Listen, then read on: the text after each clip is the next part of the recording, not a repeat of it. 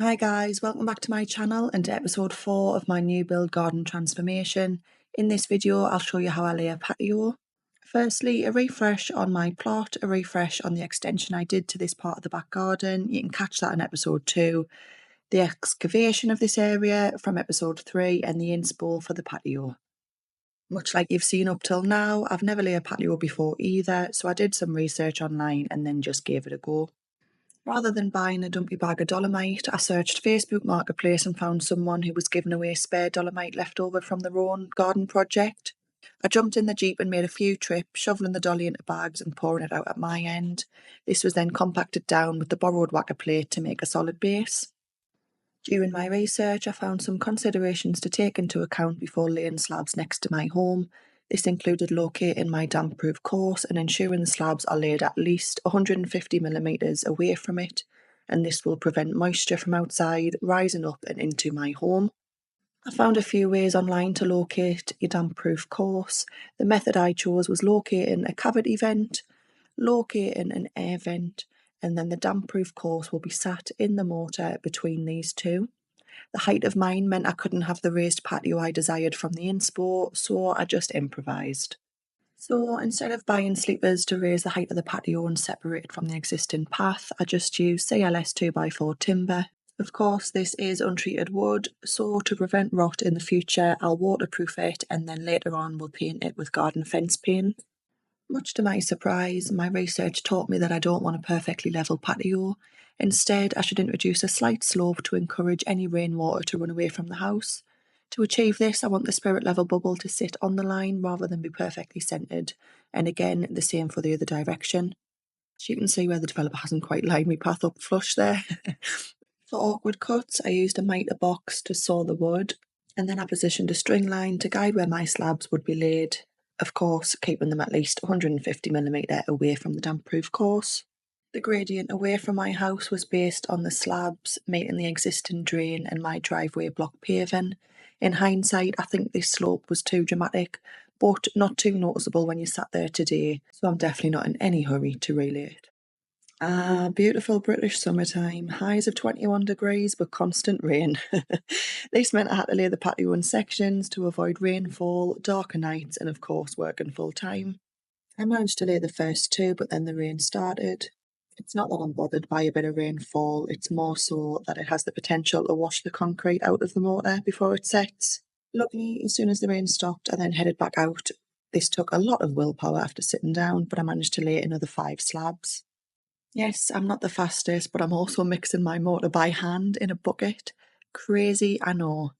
I don't purposefully make tasks hard for myself, it's just because I spontaneously decide to do bits here and there with the time that I do get. So it's hard to judge when to hire stuff, how long I would need it for, like cement mixers. There's no point hiring something for a week just to get a few hours use out of it here and there between working and raining and stuff like that. So yeah, gluten for punishment, I mixed it by hand. I kept adding in string lines here and there as I went to keep it square, and voila. It might not seem like much, only getting 4 laid, but I am mixing it by hand and I have daylight hours against it. On this particular morning, I didn't start work until 10 o'clock, so I wanted to see how much I could get done in the time that I had. I only want to lay full slabs first before I start on cutting the slabs, so again used a string line to keep me square since I don't have an adjacent slab to go off. I managed to do another 3 in the hour that I did have, but I soon had to pack up and shower and head off to work. A few days later, not only was I greeted with dry, clear skies, but somebody from Instagram also gave me an old paddle plaster mixer after seeing us break me back mixing the mortar by hand. This was a godsend. Not only did it save my back and my muscles, but it also allowed us to work so much quicker and get so much more done in the time that I did have here and there. I laid the last 2 full slabs in the direction where I thought the lines between the slabs would line up. Then I popped out and got a diamond blade, which is ideal for cutting stone or masonry. By the way, for anyone that didn't know, Screwfix is owned by B&Q, but what that means is that anything or most things that you see for sale in B&Q, you'll get it for cheaper in Screwfix because they don't have the overhead of all the staff, the store that you can go into, the lighting, the car parks, etc. Screwfix, you essentially just go in, choose from a catalogue, and then somebody brings it to you. So you'll find that a lot of stuff in there is either a little bit cheaper or sometimes even half the price. So if you're ever getting blades, drill bits, etc. from the likes of B&Q, always do like an online comparison to Screwfix instead and head there. Just a useful tip that might save you a little bit of money during your projects. Anyways, back to the slab cutting. I borrowed Andy's angle grinder and popped my new diamond blade in. Because this was my first time using an angle grinder, I was a little bit scared to cut it freehand. So what I did was mark on the slab with a pencil where I wanted to cut, and then I just used a scrap bit of wood and clamped it in place, and then that helped us guide the blade along the slab. So I just sort of did movements backwards and forwards, and just teased it until it cut. I rested the slab on bricks so that obviously I wouldn't cut the surface below. But yeah, the blade cut through the slab like butter and it was much easier than what I first anticipated.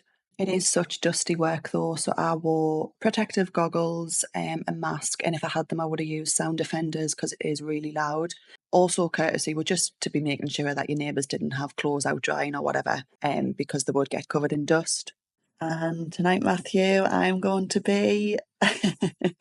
Tell us you to remember the TV show Stars in Their Eyes, because that's absolutely what I felt like cutting these slabs. Rather than cut and then lay and then cut and then lay, I just cut as many as I could all at once and then just lay them all out to get an idea of where I was at. And then the plan was to just mix up one big batch of mortar when I next had the opportunity and lay them all off the belt. The mix I followed was 1 part cement to 4 parts sharp sand. So this manhole cover is at a bit of an awkward shape and it's not square to the house.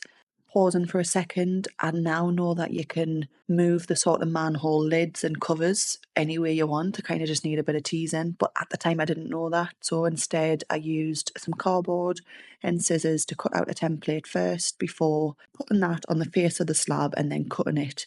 What I thought was a really good idea until I put the cardboard template on the slab the wrong way. So when I came to cut the slab, I did it wrong anyways, and then I didn't have enough slabs to redo it. So instead, I had to just end up cutting like 2 different shapes for the area. So it was going to be one big neat slab, and then I messed up the cut. Since this wasn't going to be a raised patio anymore, I dug out some trenches for the wooden edging to sit to at least separate this area from the path and create a sort of different zone. And then I got some kiln sand, which fills the gaps between the paving slabs and it just brushes in between them and makes it look so much better instantly. To keep things nice and bright and Mediterranean inspired, I opted for Cotswold stone and brushed this around the edges and the spaces in between the wooden borders. Not bad for a first timer. Now, of course, you're going to notice imperfections, but this is the first time I've ever done anything like this, and I was so proud of how it turned out.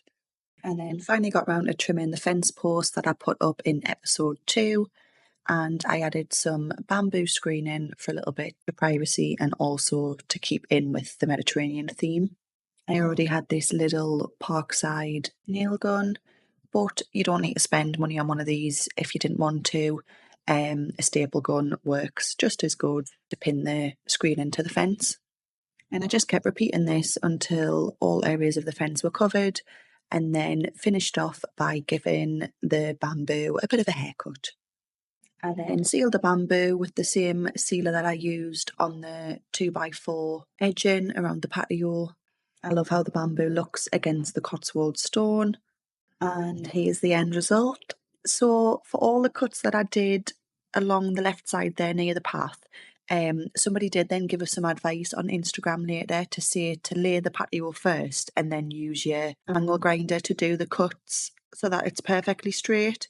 I don't think I could have done this because the path was already in situ, but I suppose it's a good tip to give you guys if you are going to be taking on a task like this yourself. At least then you're not going to do every individual cut and just hope that they look straight in the end. I think that's the only thing I would do differently in the future if I was able to. So I'm going to fast forward now to the end of the whole garden project, just without revealing the other side of the garden. Obviously, throughout working on the other side of the garden, this area ended up getting quite minging. So I cleaned it up at this point, added some more of the kiln dried sand. Unfortunately, this bag got wet in the garage and it was really hard to spread out. So whilst I was waiting for the sand to dry in the sun, I decided to scrub and jet wash the patio, um, just to try and get the slabs up a little bit. I did forget to mention earlier that I actually ended up getting these slabs for free off somebody who'd lifted them out of their own garden. So again, just another way to save money during this project that I did. That's why they're not the nicest slabs or the best slabs. They're not porcelain. They're just the sort of rough buff ones. So yeah, I cleaned them up as best as I could and then got to the exciting part of faffing about with me garden furniture, plants, little bits here and there just to make it the patio area that I'd hoped for. The furniture set you can see is an Aldi special buy. The mirror was from the range. This concrete statue was a Facebook Marketplace find. This big Mediterranean pot was from HomeSense and the olive tree was from a local garden centre. It's coming together. Lastly, I added this rug that I picked up in IKEA. The dual fuel barbecue was another Aldi special buy. These plants were from the same guy on Facebook Marketplace as the statue was, and the lanterns were from B&M. The chimney was also from B&M. And finally, I had a lovely patio area to enjoy with family and friends. If you made it this far, then thank you so much. Be sure to like and subscribe so that you're around for the remainder of the garden series to see how I go from this building site to my own little Mediterranean inspired garden. With love always, Dalton.